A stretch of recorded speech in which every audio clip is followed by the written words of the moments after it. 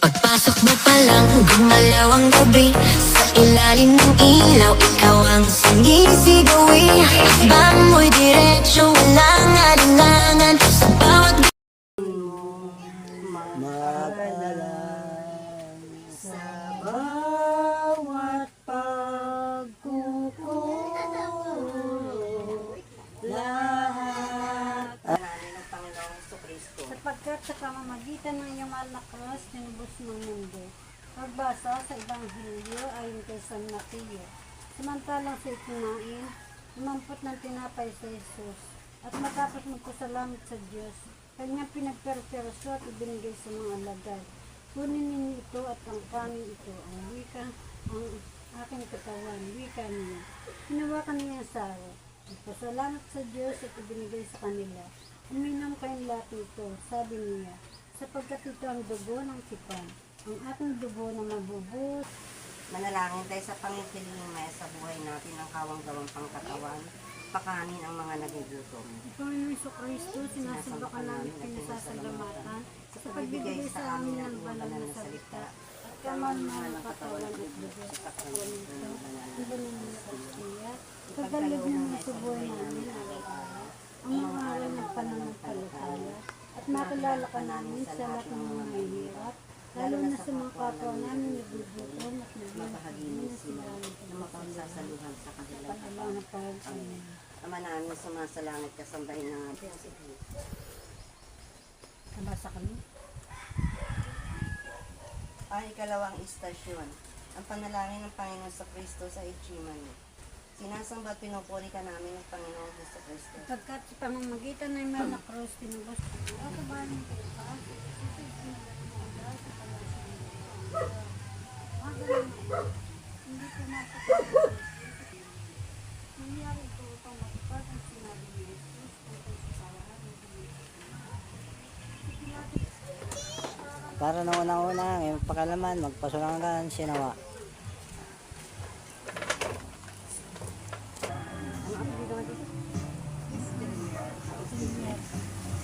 Ay kaapat na istasyon, ang paghampas sa Ginawang kagaw na ito sinapang kay Jesus. At sinutan siya ng balabal ng pagkawa. Isa't isa lumapit sa kanya at ang wika. Mabuhay ang aring ng mga higo. sa iyo.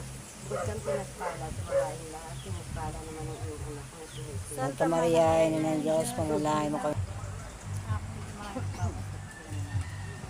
Ay kalimang istasyon, ang pagkapasano ni Jesus ng Cruz.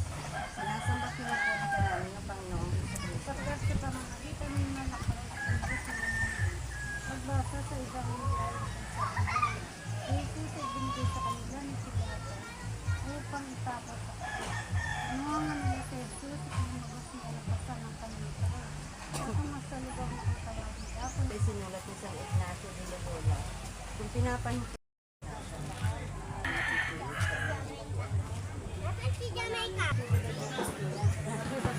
dadaanan na lang, hindi pwede magpase.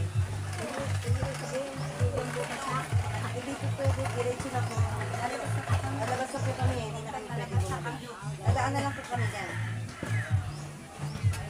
Ang ika-anim na estasyon, ang pagkadapa ni Jesus. Sinasamba at pinupuri ka namin ng Panginoong Kristo. pagkat sa pamamagitan ng mga nakarating dahil sa ating mga kasalanan at sa kanyang siya pinagbugal sa ating mga kasalanan. Tayo ginagawa sa kanya at sa mga kasalanan. Tayong lahat ay parang kailangan. Ito na lang kailangan ng ginagawa. Ngunit inibigyan mo sa kanya ipapang